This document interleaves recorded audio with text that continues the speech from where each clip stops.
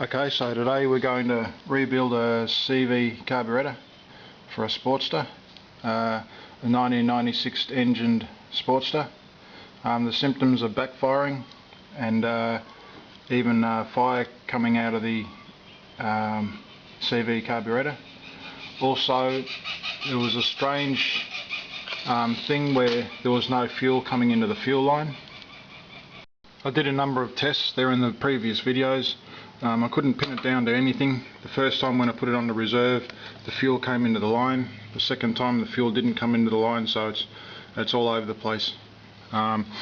This motorbike is a 1994 Sportster, but the previous owner put another engine in it. He said he imported it from the USA, and so what that says to me is that this carburetor was on the previous, could possibly have been on the previous engine, and he's put it on this engine, and that would make it fairly old. So probably all the parts in it are probably ready to be replaced. I've got this CV carburetor rebuild kit. It's from Drag Specialties. It's from, if you believe the advertisements, from Athens, Tennessee. The item cost $24 and $26.68 to post here. I don't have a compressor, I don't have the room to put it, so I've just got this says 3-in-1 professional air duster, and it's 70 psi. I've watched a number of videos on YouTube, and at the end of the video I might be able to let you know what those videos were. I've made these notes and I'll just follow the notes. This is about the 5th or 6th time I've taken the carburetor off, so I'm fairly familiar with the carburetor. The $24 and the $26.68 postage, I'm not sure whether that total is what was taken out of my bank account. Could be more. 27th of the 9th, 2015.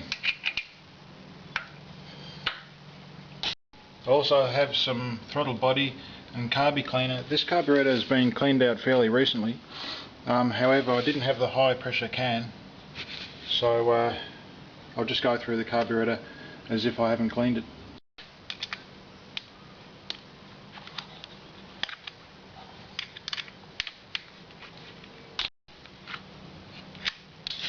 I got this PVC hose in a hardware outlet, and I notice that it's crimped here. You may be able to see on top there that it is crimped. That sort of goes in at the back there. So I want to be wary of that. I'll keep on trying to use it, and I'll just make it a bit longer so that it comes straight out here. Okay, so living and learning.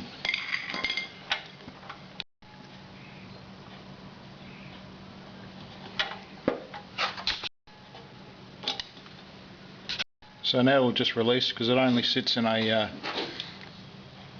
sort of a rubber holder there, a rubber seal.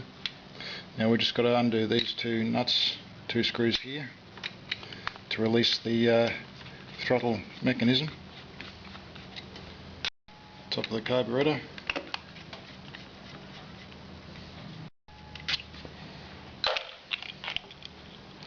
Just get the throttle cables out.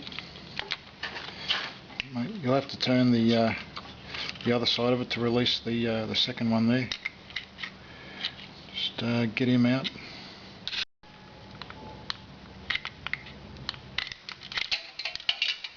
This is the inlet pressure sensor for the timing of the ignition, and this is the choke cable.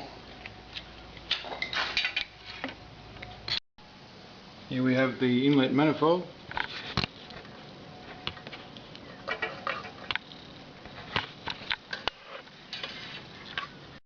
One of the first things I notice here is that the air fuel mixture screw here is actually sticking out. I can feel it just there.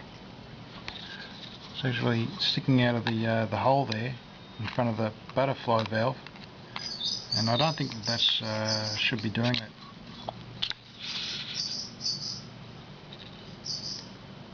Now I'll take the choke cable assembly off.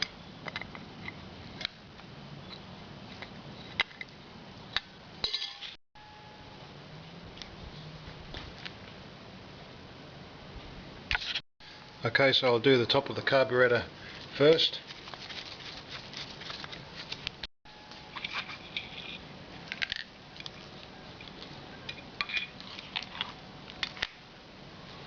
That's the diaphragm there. It's looking a little bit old. You can see that it's slightly misshapen there.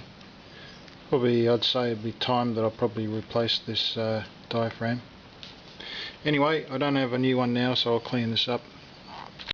What I'm going to have to do now is go up into my office and order another one of these diaphragms. Reason being is because you can probably see there that there's burn marks. It's actually caught on fire underneath there, just there. So it's not good. I've got to get a new one.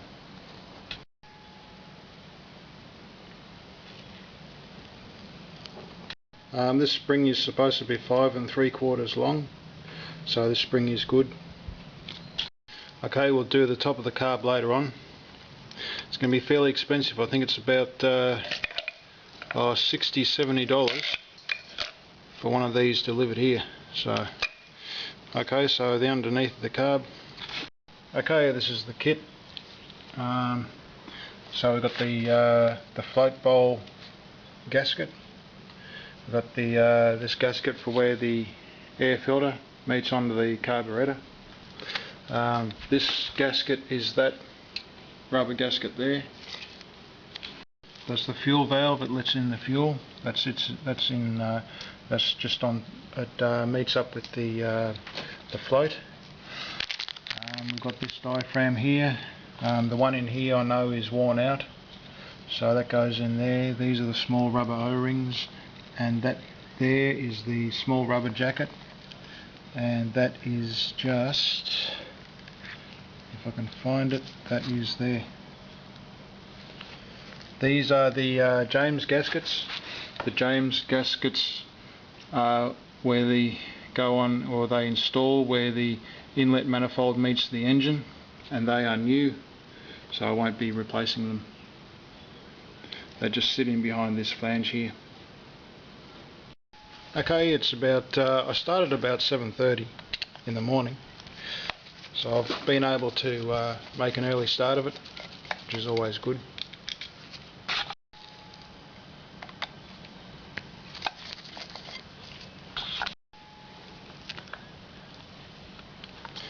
Okay, so that just lifts off, and that's the float there. That has to come off to install the fuel valve. Okay, so I've got a brick.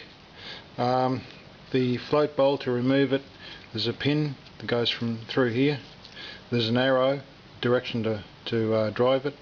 So just watch you don't break your fuel inlet L-bend there. Just make sure that that's off the brick. So I've got it clear of the brick. I can lay the body of the carburetor down there and drive the pin out. Just got a cotter pin to use to drive it out. You could also use a small nail, small long nail. Okay, so that's it. It's out. Okay.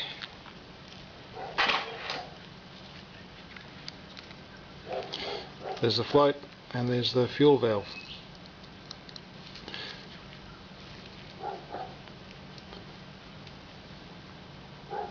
It just sits on that. It's got a small handle there, and that just hooks over there. While I've got it apart, I'll give it a clean out. So I'll just remove the main jet. Be careful you don't strip the threads on these, they're only brass. So that's the main jet and the tube. I'll remove the second jet.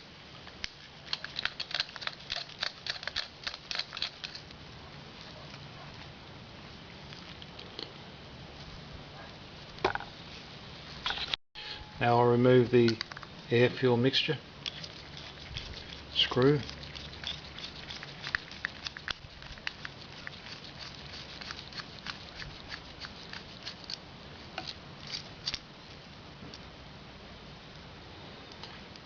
Now there's a spring as well. Now this just fell out of the main jet, so it goes into the main jet port there, like so, and then the main jet tightens up down onto that.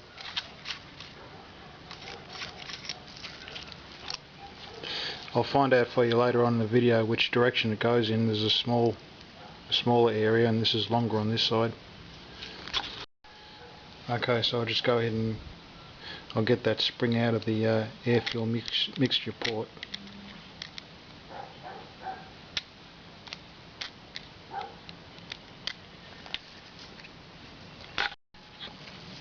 Okay, so that's the air fuel mixture screw. I found it hard to get it out this time, but anyway, it's so there it is.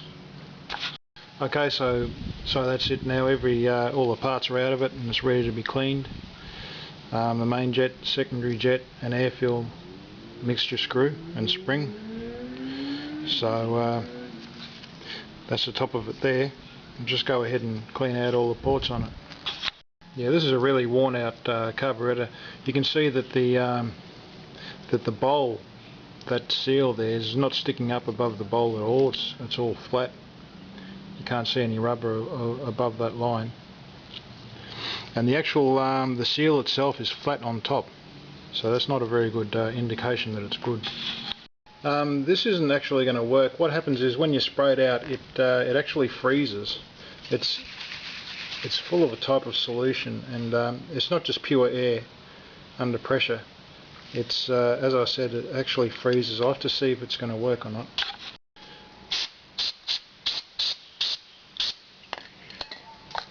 So that's pretty cold. I wouldn't say that it's frozen. It might work. It evaporates, so we'll just see. Okay, so I've got the carburetor cleaner.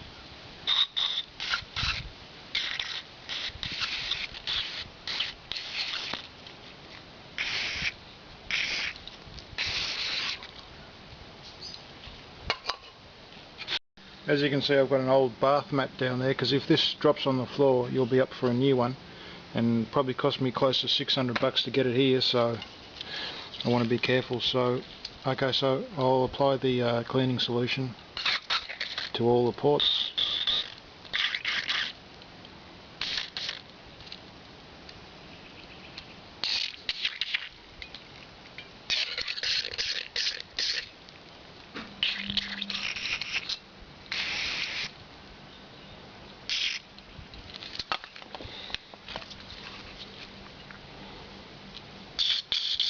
Fuel inlet,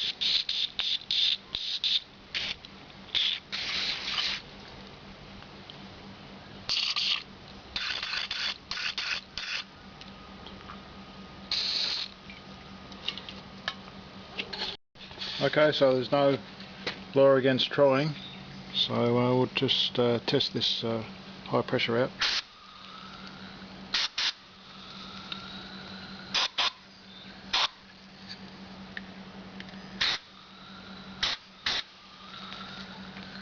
Actually freezing my finger.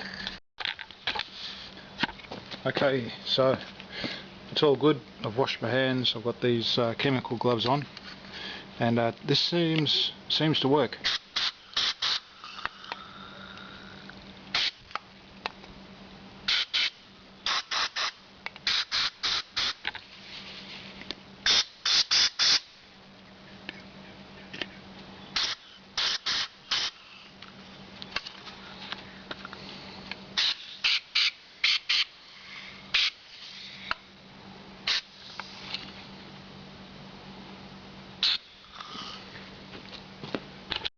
Okay, warning, Achtung, if you're going to use this high pressure air, use eye protection and skin protection. Okay, so unfortunately I can't recommend using this. When I put this back together, I'll put it on the bike and it works well, I will be using this again. but I can't actually recommend it. It does freeze and you want to remove all the parts before cleaning out the carburetor. Okay, this is the bowl. Any parts that I take off that are old, I'm going to label up as old.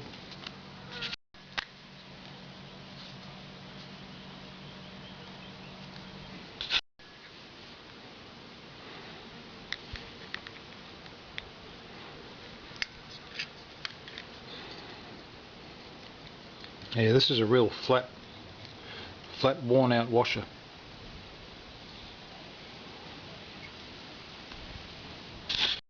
So that's the old one. This is a new one. I've got to say that the new one is a real feeble type of very small rubber. It's just not going to do the job.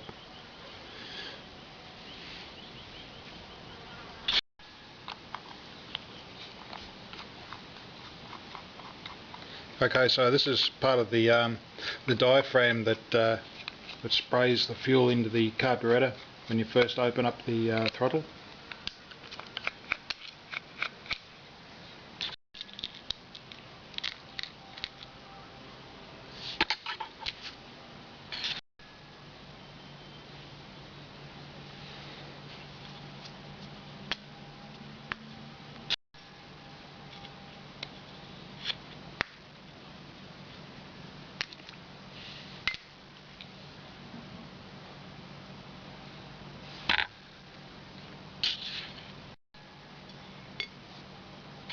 Okay, so with this this bowl that I just took off, there's one rubber washer there.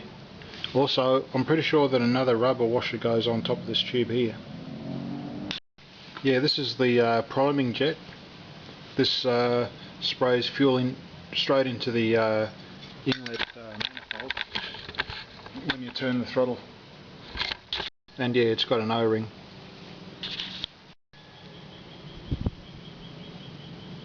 So this is the flat round one, and we can see a flat round one in the rebuild kit just there.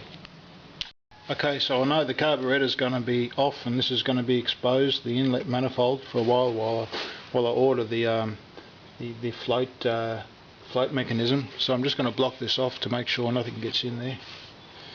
Okay, so I'll now start to assemble. Got the small rubber O-ring. It sits in this bowl.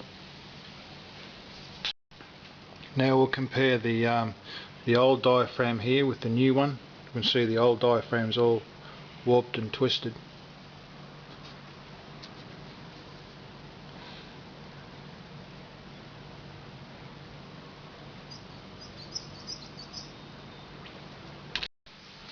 Okay, this diaphragm's got a ridge around the outside. That sits in the ridge around there. I put the supplied new spring in because it seemed to be close to the length of the original one. And I'll just make sure that that small rubber O-ring stays in there.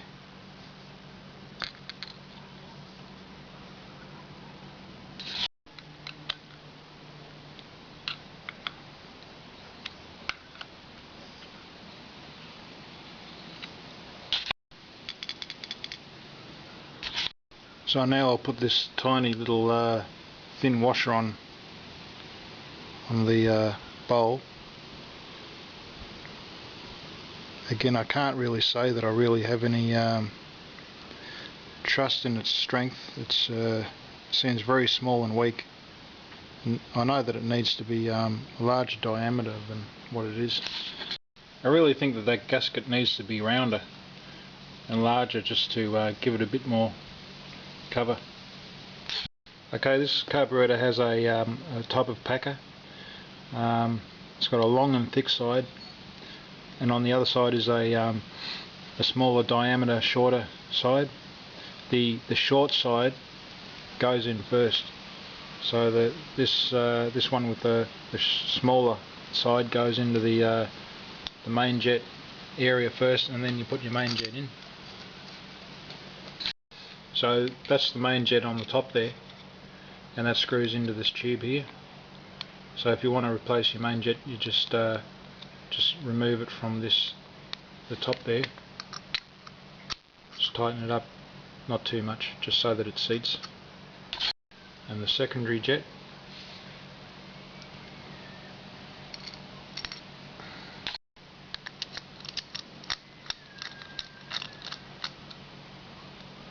Again, not too tight. Okay, I'll now put the new fuel valve on the float. So it's got that handle there at the top, and I'll just put that onto that metal bit like so.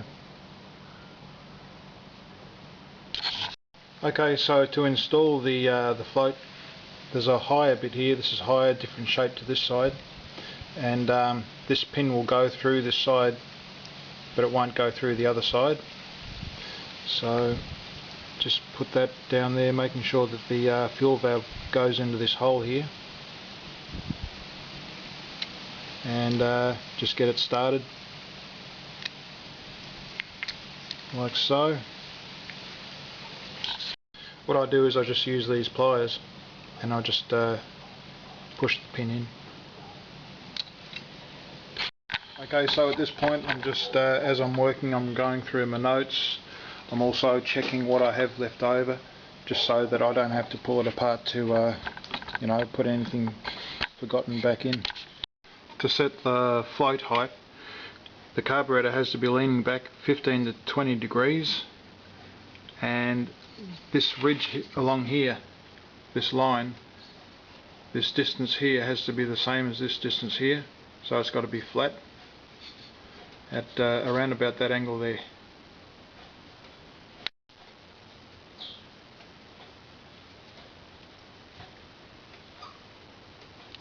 Okay, what I'm going to do now is just lift up this metal part here, just to make the fuel bowl move down a bit.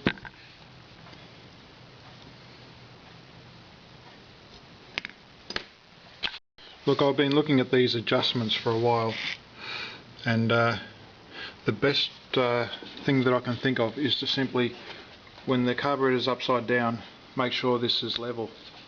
Make sure the float is level with the outside of the carburetor. That's the best way, because that I can think of at the moment, because, and I'm no expert at this, that means that it's shut off there, it's shutting off the valve, and it's level, so I'd say that that's pretty well right.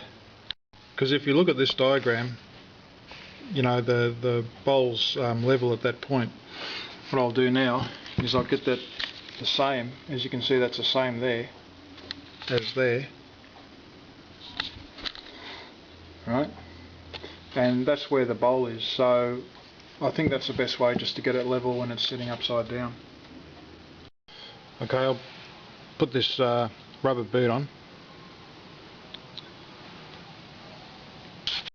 Okay, now for the idle air-fuel mixture screw, or low revs mixture screw.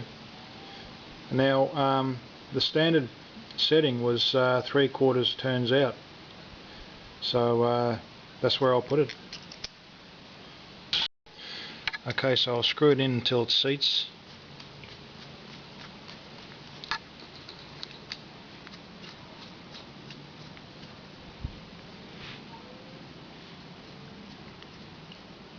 So it's starting to seat now. That's it. Alright, so I'll just make a mark there where it lines up with the screw head, and so that's half a turn there, and that's 3/4. Okay, there's no O-ring that can go on this part here, because I'll show you why in a sec.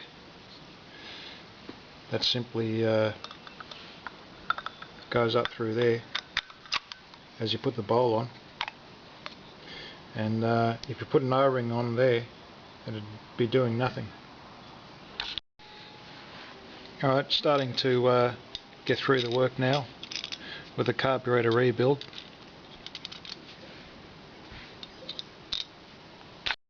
This low revs air-fuel mixture, you screw it in, you make it leaner.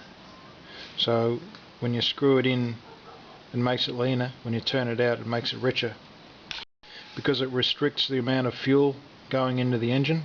So by screwing it in, it makes it leaner. Carburetor cleaner destroys the rubber washers, etc. So you want to be careful that you don't get carburetor cleaner on on your rubber parts in the carburetor. Although it needs replacing because of the burn mark there, you can see that's actually caught on fire. I'm going to I'll eventually replace it, but I'm going to put it back in the carburetor just to test out the rebuild. But what I'm doing is I'm just cleaning it up with a bit of steel wool. I've got my thumb in the end there so I don't place pressure on the diaphragm, and just give it a bit of a clean up. So there it is, does a pretty good job. Okay, so we'll drop in the pin, and this goes down in there. Diaphragm mechanism, it only goes in one way, and just make sure that it's sealed around the edge there in the groove. We'll put in a little bit of oil around the edge here for good luck.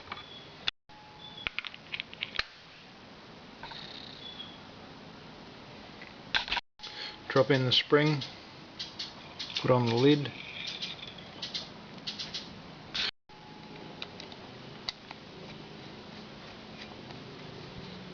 okay, so when you put on your float bowl, don't forget you've got this lever here, it goes in that hole there, tucks in underneath it,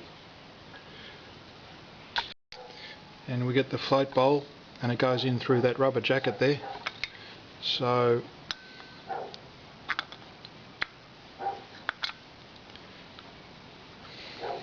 like so. Okay, now for the choke cable.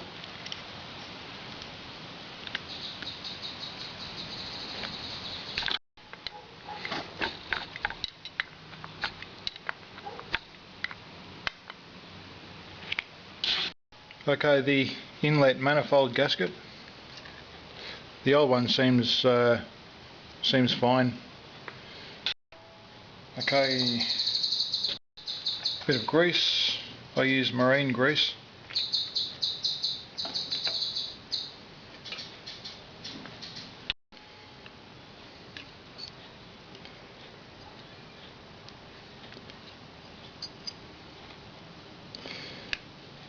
Stubborn. Should go straight on. Shouldn't be any problems. Right. Bit of grease on the inside. So the carburetor sits straight in there. So that side just goes straight in and is held by these bolts on the air filter. Okay, we'll check the slider. Seems to be not too bad. I've seen other tests where it comes down slower than that, so I'll get that diaphragm and replace it. Alright, we'll put the cables in. 2 cables. One goes on the other side. Okay, it's a bit tricky putting on the cables and attaching this mechanism here, so we've got to get around and get that one in there, and the smaller screw that goes in there. Just be careful to not to crimp this the screw. This is your idle speed screw. Just make sure it's sitting there and not on one side or the other of this.